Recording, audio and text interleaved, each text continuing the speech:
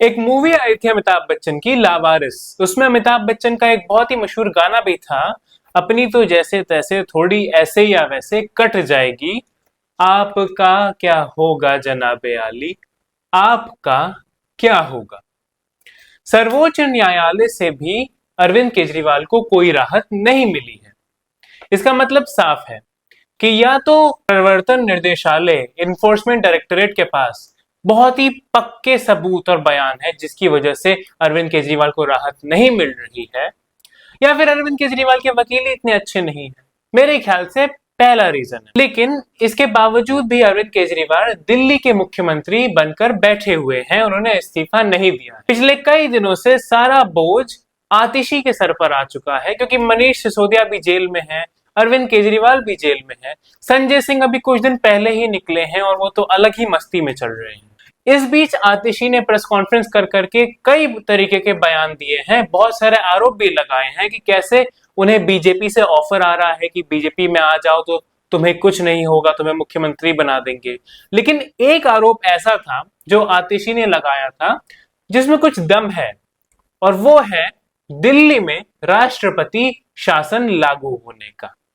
पहले इस पे बात कर लेते हैं कि राष्ट्रपति शासन होता क्या है और संविधान में इसके बारे में क्या कहा गया है। आर्टिकल 356 के अंदर आता है कि अगर गवर्नर यानी राज्यपाल से या फिर किसी और व्यक्ति से कोई ऐसी रिपोर्ट मिलती है राष्ट्रपति को कि एक राज्य में अब सरकार संवैधानिक तौर पर नहीं चल सकती है, तो राष्ट्रपति के मन माफिक वहां पे अब राष्ट्रपति शासन लगा दिया जाएगा।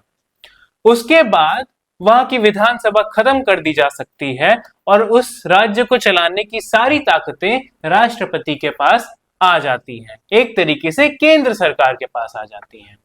अब जब तक चाहे तब तक राष्ट्रपति शासन उस राज्य में लगा रह सकता है, और जब सरकार को लगता है कि उस राज्य में आम स्थितियां वापस बन चुकी हैं, तो वो दोबारा विधानसभा चुनाव करा के एक बार फिर से राज्य सरकार बनवा सकती है। इसका पहला एग्जाम्पल हमें देखने को मिलता है 1959 में, जब प्रधानमंत्री नेहरू ने केरल सरकार को बर्खास्त किया था और राष्ट्रपति शासन लागू किया था। केरल में पहली बार कम्युनिस्ट पार्टी की सरकार सत्ता में आई थी, और ये दुनिया में पहला ऐसा अजूबा था जब कम्युनिस्ट पार्टी के लोग चुनाव लड़कर लोकतांत्रिक मूल्यों पर जीत कर सत्ता में आए थे। इंदिरा गांधी इसके खिलाफ थी और बहुत सारे कांग्रेसी नेता भी इसके खिलाफ थे। तो बहुत ही लंबे कैंपेन, लड़ाई और बहुत सारी रणनीतियां तैयार करने के बाद इंदिरा गांधी और कई कांग्रेस के दिग्गज नेताओं ने नेहरू पर दबाव डाला कि उन्हें केरल सरकार को बर्खास्त कर देना चाहिए और राष्ट्रपति शासन लागू कर देना चाहिए, और अंत में यही होता है। उसके बाद भारत की राजनीति में बहुत बार राष्ट्रपति शासन लगता रहा, कभी पंजाब में, कभी कहीं पे, कभी कहीं पे। कोई बहुत ही रेयर बात नहीं होती है राष्ट्रपति शासन लगना इस देश में, लेकिन दिल्ली सरकार के संदर्भ में यह मुद्दा बहुत महत्वपूर्ण है। आतिशी ने बहुत से रीजंस गिनाए हैं कि क्यों उन्हें लगता है कि बहुत जल्द ही केंद्र सरकार, भारतीय जनता पार्टी की सरकार दिल्ली सरकार को बर्खास्त करने वाली है और राष्ट्रपति शासन लागू करने वाली है। पहला तो जो एलजी साहब यानी लेफ्टिनेंट गवर्नर या लेफ्टिनेंट गवर्नर भी कह लीजिए, जो दिल्ली के हैं, उनकी जो झड़प चलती रहती है आम आदमी पार्टी की सरकार के साथ, वो तो बरकरार है। साथ में आतिशी ने जब ये प्रेस कॉन्फ्रेंस की थी, उन्होंने ये आरोप भी लगाया था कि पिछले 1-2 हफ्ते से लगातार एलजी साहब गृह मंत्रालय को चिट्ठियां लिख रहे हैं कि कैसे आम आदमी पार्टी की सरकार ढंग से नहीं चल रही है। संविधान में प्रेसिडेंट्स रूल या राष्ट्रपति शासन लगाने के लिए एक कीवर्ड दिया है, ब्रेकडाउन ऑफ कॉन्स्टिट्यूशनल मशीनरी। अगर आप एक संवैधानिक पद पर हैं तो आपको अपना काम तो करना ही पड़ेगा।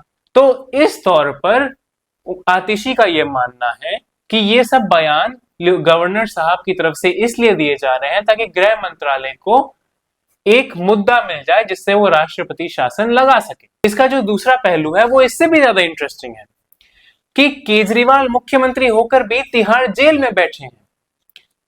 एक सरकार चल रही है और उस सरकार के सबसे मेन आदमी, उस सरकार का मुख्यमंत्री तिहाड़ जेल में बैठा है। केजरीवाल का इस्तीफा ना देना अपने आप में एक अजूबा है। केजरीवाल चाहते तो कब का इस्तीफा दे सकते थे और आम आदमी पार्टी की सरकार पर यह खतरा नहीं मंडराता।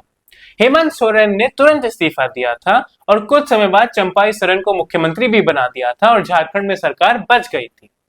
आम आदमी पार्टी के पास दिल्ली विधानसभा में इतनी प्रचंड बहुमत है कि भारतीय जनता पार्टी चाह कर भी उस सरकार को नहीं गिरा सकती, 3-4 एमएलए उधर उधर करके।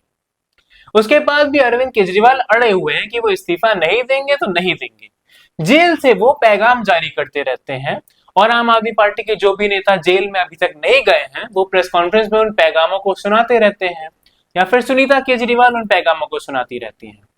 लेकिन संवैधानिक तौर से, संविधान के नजरिए से ये सही नहीं है। जाहिर सी बात है कि कोई मुख्यमंत्री अगर जेल में है तो उसे मुख्यमंत्री बने रहने का कोई हक नहीं है।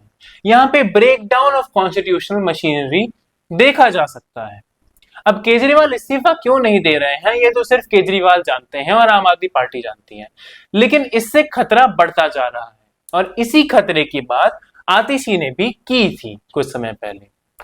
सर्वोच्च न्यायालय से भी हाल ही में उन्हें जब राहत की उम्मीद थी वो उम्मीद भी बर्खास्त कर दी गई है। सर्वोच्च न्यायालय ने डेट आगे एक्सटेंड कर दी है और अभी इमीडिएट कोई रिलीज की बात नहीं कही है अरविंद केजरीवाल की। तो ऐसी परिस्थितियां बनी हुई हैं जिससे ये लगता है कि शायद बहुत आसानी से जल्द ही केंद्र सरकार सचमुच में प्रेसिडेंट्स रूल दिल्ली में लागू कर सकती है और दिल्ली विधानसभा को पूरी तरीके से डिसॉल्व कर सकती है। अब देखते हैं कि इससे राजनीति पर क्या असर पड़ेगा। सबसे बड़ा झटका तो आम आदमी पार्टी को लगेगा। दिल्ली उसकी कर्म भूमि है, दिल्ली केजरीवाल की कर्म भूमि है। अगर दिल्ली से ही उनकी सरकार चली जाएगी, जो उनका हेडक्वार्टर है, उनका बेस ऑफ ऑपरेशंस है, तो जमीनी स्तर पर आम आदमी पार्टी का बोझ बहुत बढ़ जाएगा। उनका जो पूरा फ्रेमवर्क है कार्यकर्ताओं का वो टूट जाएगा। साथ में आम आदमी पार्टी खुद में जो एक अपने मोरल पर हिट लेगी, जो हताश हो जाएगी पार्टी और उसके कार्यकर्ता, वो तो एक अलग ही बात हो गई। फिर आम आदमी पार्टी पूरी तरीके से पंजाब सरकार पर निर्भर भी हो जाएगी, क्योंकि फिर पार्टी में बस एक ही नेता बचेगा जो इस समय सत्ताधारी दल का हिस्सा है और वो है भगवंत मान पंजाब में। तो बहुत कुछ भगवंत मान को खुद भी करना पड़ेगा। यहाँ पे गौर करने वाली बात यह भी है कि भले ही बहुत आसानी से मनीष सिसोदिया, संजय सिंह और अरविंद केजरीवाल को अरेस्ट कर लिया गया समय आने पर, लेकिन उसके बावजूद भी ये माना जा सकता है कि वो अपने अरेस्ट को, अपनी गिरफ्तारी को बहुत समय तक टाल सके, क्योंकि वो एक संवैधानिक पद पर थे। वो सरकारी रिसोर्सेज का इस्तेमाल करके किसी ना किसी तरीके से प्रवर्तन निर्देशालय से बचते रहे। अगर आम आदमी पार्टी की सरकार ही चली जाएगी तो फिर तो कौन ही रोकने वाला है ईडी को और सीबीआई को। फिर तो ना उनके पास सरकारी गाड़ी होगी भागने के लिए, ना सरकारी हेलीकॉप्टर होगा। एक विधायक अपने दम पे ईडी से तो नहीं बच पाएगा, ये बात साफ है। अगर किसी के पास मंत्रालय हो या कोई मुख्यमंत्री हो तो समझ में भी आता है कि कुछ समय के लिए वो ईडी को वापस घर भेज सकता है कि आप कल आना, ओ ईडी कल आना। केजरीवाल यही करते रहे, समन पे समन ठुकराते रहे। जब सरकार चली जाएगी तो आम आदमी पार्टी के बहुत सारे नेता, जिसको अंग्रेजी में कहते हैं सिटिंग डक, वो बन जाएंगे। उनके पास संवैधानिक तौर पर अपने आम नागरिक के हक के अलावा और कोई सेफगार्ड्स नहीं होंगे ईडी का सामना करने के लिए। केजरीवाल जो खुद को बहुत महान और बहुत समझदार और बहुत ही शातिर नेता समझते हैं कि वो अपनी ही सत्ता गवा बैठे, जो दिन रात मोदी जी को और कांग्रेस को साफ करने की बात करते आए हैं, जब वो खुद ही अपनी सरकार गवा देंगे इस तरीके से, वो भी प्रचंड बहुमत की सरकार, तो जाहिर सी बात है झटका तो उनको भी लगेगा। अब भारतीय जनता पार्टी पे आते हैं कि कैसे प्रधानमंत्री मोदी को दिल्ली में इससे फायदा होने वाला है। अगर राष्ट्रपति शासन लग जाता है तो फिर तो सारी कमांड केंद्र सरकार के हाथ में ही है, राष्ट्रपति के हाथ में ही है। फिर तो भारतीय जनता पार्टी जैसे चाहे वैसे दिल्ली को चलाए, जब मनाए तब विधानसभा चुनाव कराए। पिछले 2 बार से दिल्ली की 7 सीटें भारतीय जनता पार्टी के खाते में ही जा रही हैं।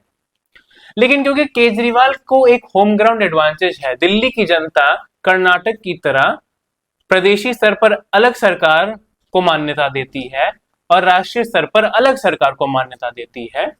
उसके मुताबिक दिल्ली की जनता जो अब तक केजरीवाल में विश्वास रख रही थी, शायद वो विश्वास अब प्रधानमंत्री मोदी पर ट्रांसफर हो जाए, क्योंकि केजरीवाल अगर एक तरफ मुफ्त बिजली और बसों में मुफ्त ट्रैवलिंग की सुविधा दे रहे हैं, तो दूसरी तरफ प्रधानमंत्री मोदी की गारंटी कैंपेन भी तो चल रहा है और जोरों शोरों से चल रहा है। तो भारतीय जनता पार्टी बहुत आसानी से मोदी की गारंटी को प्रचार में इस्तेमाल करके जनता को अपनी तरफ आकर्षित कर सकते हैं कि आइए हमें समर्थन दीजिए प्रदेशी स्तर पर भी, क्योंकि आम आदमी पार्टी के नेता, कट्टर ईमानदार नेता तो तिहाड़ जेल में बैठे हैं, तिहाड़ जेल में किताबें पढ़ रहे हैं। क्योंकि इस समय आप किसी भी नेता की लोकप्रियता पे उंगली उठा सकते हैं सिवाय प्रधानमंत्री मोदी के, जो अपनी पॉपुलैरिटी के टॉप पर चल रहे हैं। तो ये बात तो साफ है कि अगर विधानसभा से आम आदमी पार्टी की सरकार गिरती है तो भारतीय जनता पार्टी बहुत आसानी से मेहनत करके दिल्ली में सरकार में आ सकती है, जहां पे वो लगभग 27 सालों से, जब 25 में ये कार्यकाल खत्म होगा तब 27 साल पूरे हो जाएंगे जब आखिरी बार दिल्ली में भारतीय जनता पार्टी की सरकार थी। मैं यहाँ पे विधानसभा की बात कर रहा हूं, लोकसभा की नहीं। तो भारतीय जनता पार्टी खुद भी दिल्ली जीतना तो चाहती है, दिल्ली पे कब्जा तो चाहती है। प्रधानमंत्री मोदी के लिए एक ईगो इशू तो जरूर है कि जब वो पूरे देश पर राज कर रहे हैं प्रचंड बहुमत के साथ, तो अपने देश की राजधानी पर कैसे राज नहीं कर पा रहे हैं, अपनी देश की राजधानी में कैसे चूक जा रहे हैं चुनाव जीतने से। तो राष्ट्रपति शासन का लागू होना एक बहुत ही लाइकली आउटकम है अगर अरविंद केजरीवाल मुख्यमंत्री पद से जल्दी इस्तीफा नहीं देते हैं और किसी और को जो जेल के बाहर है उसको मुख्यमंत्री नहीं बनाते हैं। तो कुछ हो या ना हो, यहाँ पे मजाक सिर्फ केजरीवाल का नहीं बन रहा है, मजाक सिर्फ लोकतंत्र का नहीं बन रहा है, संविधान का नहीं बन रहा है, यहाँ पे मजाक बन रहा है उन लोगों का जिन्होंने केजरीवाल के लिए वोट डाला था, कि उनका इकलौता नेता, उनका कट्टर ईमानदार केजरीवाल अपने आप को संभाल नहीं पाया, अपनी सरकार को नहीं संभाल पाया और ईडी में फंस गया, सीबीआई में फंस गया। क्योंकि लोकतंत्र में सबसे बड़ा मजाक तो जनता का ही बनता है। नेता तो आते और जाते रहते हैं, कुछ हो ना हो। मुझे तो सिर्फ एक इंसान से सिंपैथी है, सुनीता केजरीवाल से, जिनके चेहरे से साफ साफ पता चलता है कि वो राजनीति में नहीं आना चाहती हैं और ना राजनीतिक बयान देना चाहती हैं। लेकिन फिर भी अरविंद केजरीवाल की मजबूरियों में उन्हें आगे आकर भाषण देने पड़ते हैं, उन्हें आगे आकर बयान देने पड़ते हैं। और कुछ आम आदमी पार्टी के नेता चमचागिरी करने के लिए उनको चने की झाड़ पर भी चढ़ा देते हैं कि सुनीता केजरीवाल ही है आम आदमी पार्टी के लिए बेस्ट, सुनीता केजरीवाल के नेतृत्व में ही आम आदमी पार्टी को आगे बढ़ना चाहिए, कैडर को उनको देखकर मजबूती मिलती है। अब देखिए क्या होता है।